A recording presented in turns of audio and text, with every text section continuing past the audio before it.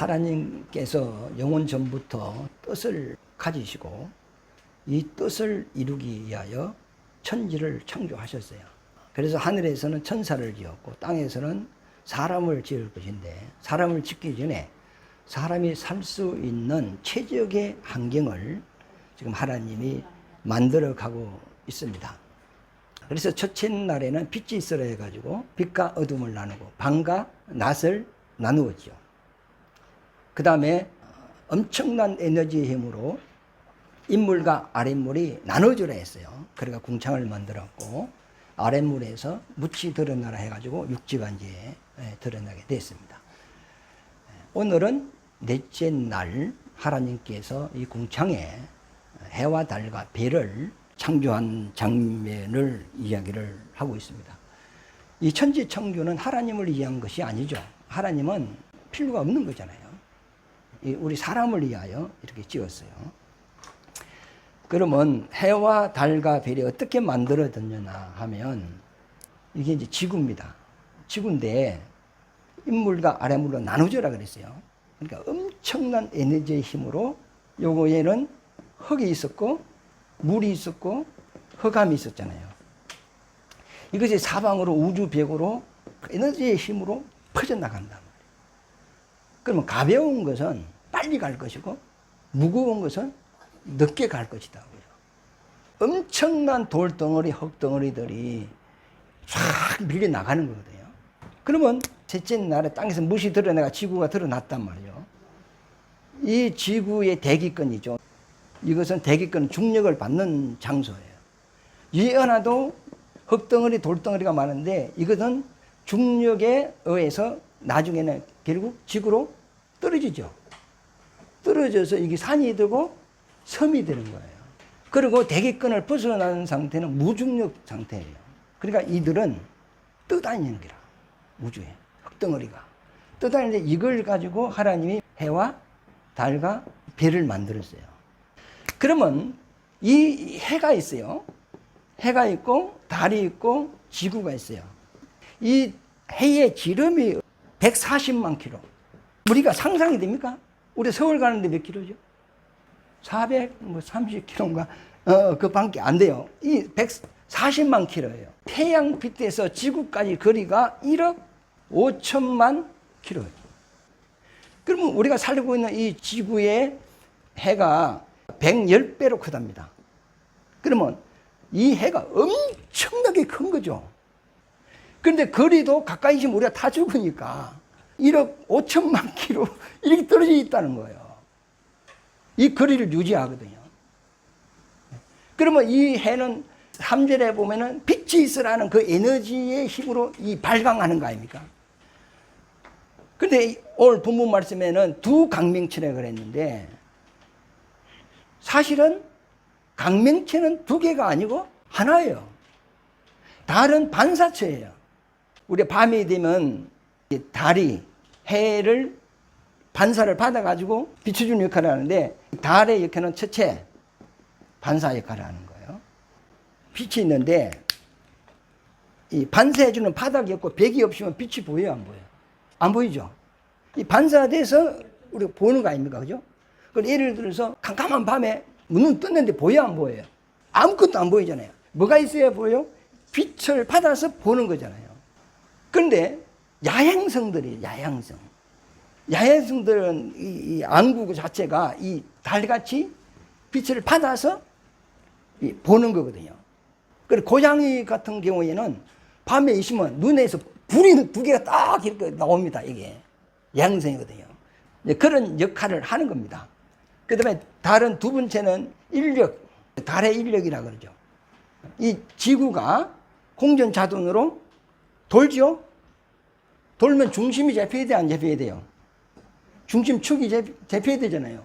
그 중심축을 잡아주는 역할을 이 달이 하는 거예요.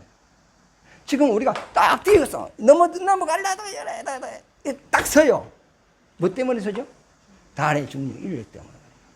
민물, 썸물 이것도 달의 인력이거든요. 그래서 지구 중심을 잡아주는 거예요. 팽이가 팍 돌면 안 도는 것 같이 딱 서 있잖아요. 지금 우리가 이렇게 바로 서 있을 수 있는 것도 뭐죠? 달의 인력, 이것 때문에 이제, 그렇죠. 1억 5천만 킬로. 대단하죠. 이게 지금 이 공중에 떠 있는 거 아닙니까? 우주 공중에. 그러면 우주 100가지는 얼마나 될까요? 이것을 단어를 강년으로 쓰더라고, 강년. 1강년은 1초에 빛이 지구를 7바퀴 반 도는 이것을 1년 동안 계산한 것이 1강년인데 우주 100까지 가는데 200억 강년이 간다든. 우리 상상이 됩니까? 상상이 안 되잖아요. 그러면 하늘나라가 있어요. 하늘나라에 비하면 이 우주는 파리똥보다 적어요. 아주 적은 거예요. 그리고 우리가 육체라는 것을 읽고 있기 때문에 제한된 장소에 있지만 우리가 부활해서 하늘나라 가면 초월이잖아요. 모든 게 초월이잖아요. 그러니까 무한대입니다. 무한대.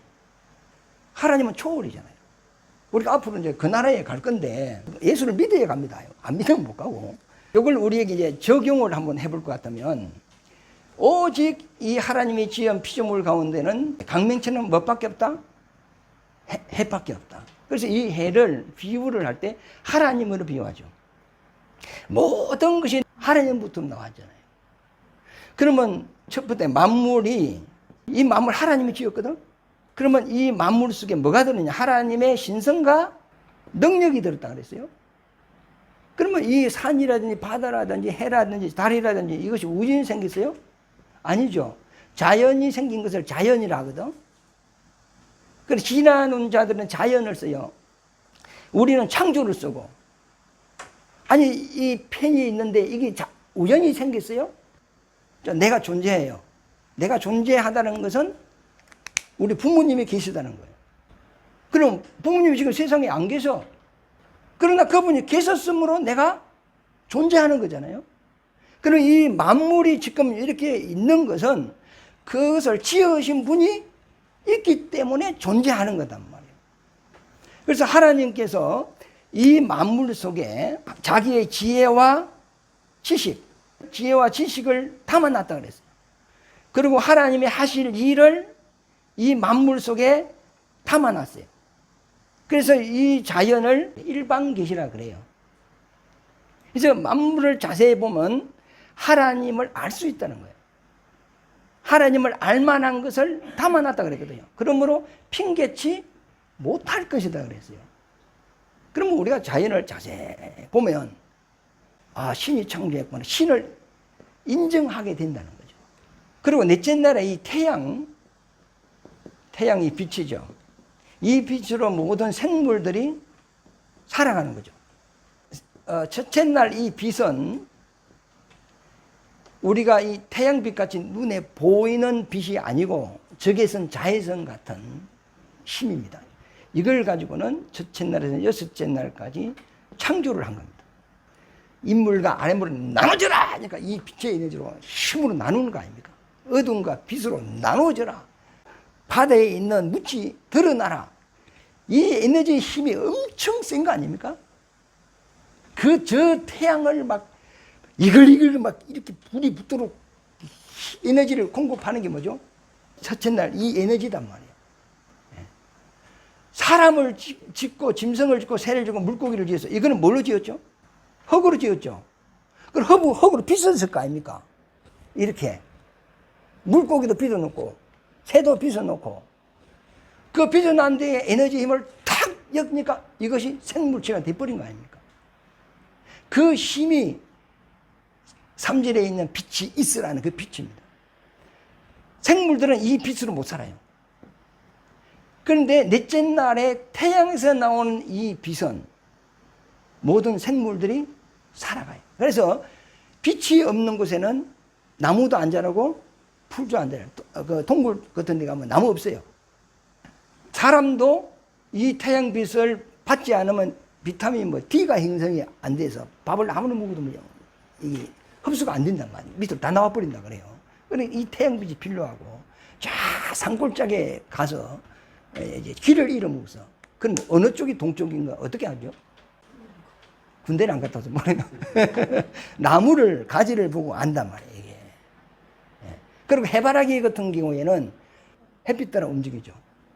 우리 아파트 베란다에 그 화분들 딱 나누면 전부 다 햇빛 쪽으로 요렇게 기울어져 있습니다. 그래 가끔 돌려줍니다. 그럼 또 반대로 뒤집히고 이러거든요. 그러니까 이 생물들 모든 것은 이 빛을 받고 사는 거예요. 이 태양빛, 이것은 생물들을 살리는 에너지의 빛이다. 그리고 이 생물들이 번성할 수 있는 것은 물이다. 이제 뒤에 이야기를 합니다. 그러니까 생물들에게 주신 것이 뭐죠? 태양빛과 물을 주어서 자라도록 하나님이 생육하고 번성할 수 있도록 이렇게 한 겁니다. 그 다음에 세상은 태양 중심으로 산다. 이 세상의 종교 중에 가장 큰 신이 무슨 신이죠? 태양신입니다. 신화 같은 경우는 태양신입니다. 태양신. 그래서 서양에서는 태양을 아버지라 하고 달을 어머니라 하고 별을 아들이라 이렇게 이야기합니다. 동양에서는 음양 오행 똑같은 이야기인데 보는 시각이 약간 달라요. 양은 해죠. 음은 달이죠. 오행은 이게 이제 별들을 이야기하는데 하성, 수성, 목성, 금성, 토성, 월화수목금토 그 이야기거든요. 이게요. 신에 보면 이게 다 신이에요. 물신, 나무신, 금속신, 흑신, 불신, 태양신, 달신, 신화 같은 데 보면 그걸 이렇게 신으로 다 붙였단 말이에요. 이게 이제 음양오행으로 이렇게 이제 이야기를 하고 있어요. 사람이, 하나님이 만든 것을 가지고 이런 지식을 얻은 거잖아요. 하나님이 이 하늘에 해와 달과 별을 띄워놨어요.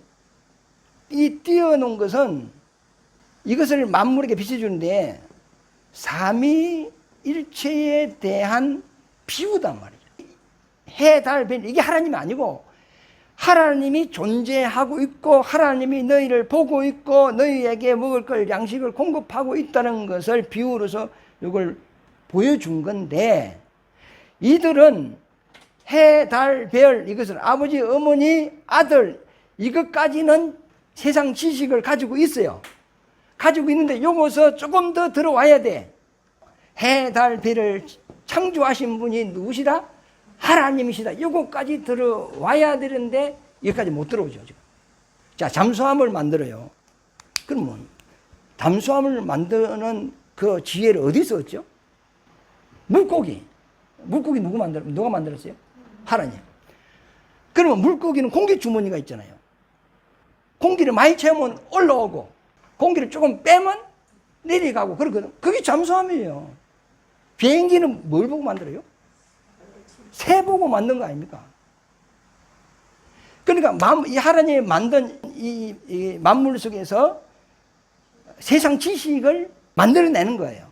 과학도 여기서 나왔고 천문학도 여기서 나왔고 철학도 여기서 나오고 모든 것이 어디서 나왔어요? 여기서 다 나온 거예요. 그런데 이것을 성경에는 초등학문이라는 겁니다. 그런데 하나님을 조금 더 나가서 하나님을 아는 것은 고상한 지식이라는 겁니다. 그런데 이 세상에서 하나님을 모르고 이 세상에 공부를 많이 하고 지식이 많은 사람 다 그 초등학문이라는 말은 죽은 지식이라는 거죠. 결국 이 세상은 썩어지고 없어져 버리니까. 그래서 세상은 태양 중심으로 다 살아간다. 그리고 세상은 상대성으로 되어 있다.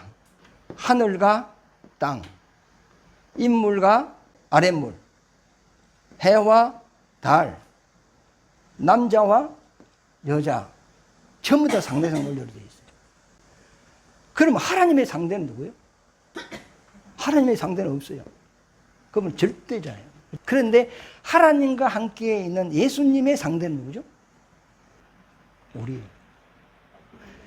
예수는 우리의 신랑이고 우리는 그의 신부입니다. 예수는 나무고 우리는 그의 가지고. 예수는 살려주는 영이고 우리는 사는 영이고. 그리고 우리 상대가 이 세상에 있는 피조물이 우리 상대 아니에요. 우리는 이것은 지배하고 정복하고 다스리는 거예요. 그럼 우리 상대가 누구냐? 예수님. 우리는 예수와 함께 먹고 마시고 함께 영원히 사는 거예요. 내가 예수 안에, 예수는 내 안에. 예수와 나는 영원히 분리될 수 없는 이런 관계예요. 오늘 본문 말씀 한번 보시죠. 14절에 1장 14절이죠. 하나님이 이르시되 하늘에 궁창에 강명체들이 있어 낮과 밤을 나누게 하고 이것들로 징조와 계절과 날과 해를 이루게 했다. 태양과 달과 별이 있으므로 세상 시간이 이제 돌아가는 거예요. 첫째, 징조가 있죠. 두 번째는 뭐죠? 계절이라고 나와 있어요. 세 번째는 날. 네 번째는 날 이루라 이렇게 되어 있어요. 이제 이 징조는 지금 뭐 가렌다도 없고 천문학이 발전되지 않았을 때는 사람들이 천체를 보고 점을 쳤어요. 그러니까 월식, 일식 이런 걸 보고. 그러니까 일식 같은 경우에는 땅에 온도가 탁 떨어지잖아요. 그러면 재앙이 오는 거거든. 그러니까 이런 걸 보고 하나님의 진노를 두려워한 거거든요. 봄, 여름, 가을, 겨울 있죠? 온도가 다르죠? 온도가 다르니까 이 땅이 어떻게 바뀌죠? 봄에는 풀이 팍 올라오고, 여름에는 팍 자라고, 가을에는 단풍이 들고, 겨울에는 싹 말라버려요. 뭐 때문에 그렇죠? 온도 때문에 그래요. 그러니까 일식 같은 거 해를 딱 가려보고 이 땅의 온도를 한 2도만 딱 떨어뜨리면 농작물이 엄청 피해가 와버리거든요. 옛날에 필리핀 화산이 터져가지고 화산재가 태양을 이렇게 가려버렸는데 그때 농사 다 망쳤어요. 온도가 떨어져 버리니까. 그런 징조. 그러니까 북두칠성, 뭐 곰짜리, 뭐 별똥 떨어지고 이런 걸 가지고 그 당시에는 점을 쳤어요. 그 동화에 보면 페르시아 왕자가 별을 보고 점을 친다 이런 이야기가 나오죠. 동방박사는 천문학자죠. 별 보고 점 치는 자들이 동방박사예요. 지금은 천문학이 이제 발전돼서 이런 데 감이 이제 자꾸 없어지는 거예요. 옛날에 내비게이션 없을 때는 지도 보고 다 찾아갔어요. 그런데 지금 내비게이션 없으면 못 찾아가고, 휴대폰 안 나왔을 때는 그래도 전화번호는 20개는 외웠는데, 휴대폰 나온 이후에는 우리 가족도 전화번호가 뒤에는 다 갔는데 중간이 좀 틀리거든요. 기억이 안 되는 거예요. 그러니까 여기 자꾸 써야 되는데 안 쓰면 녹이 쓸 수밖에 없거든요. 그래서 감이 떨어지는 거죠. 사람이 타락하기 전에는 이런 날씨에 예민했거든요. 지금 보세요. 지진이 일어난다. 해일이 온다.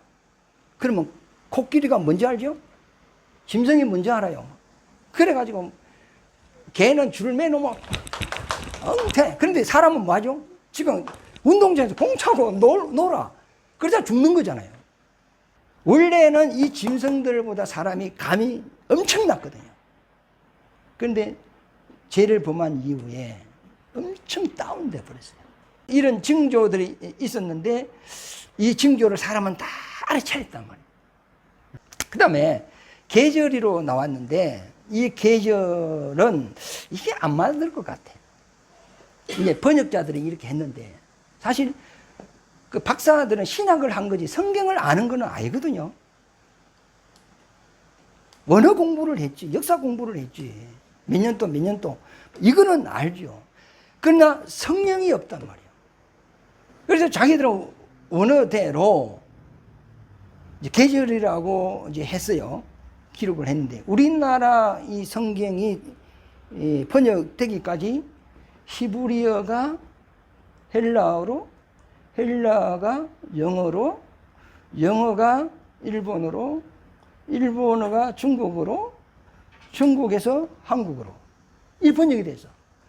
그러면 이렇게 번역할 때 좀 빈질이 될까 안 될까? 단어 선정하는데 빈질이 돼요. 그러나 중심은 그대로 흐르지만은 단어를 선정을 잘 못하는 거예요.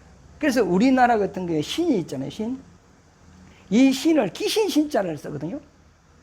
그러면 하나님이 귀신입니까? 안 맞아요.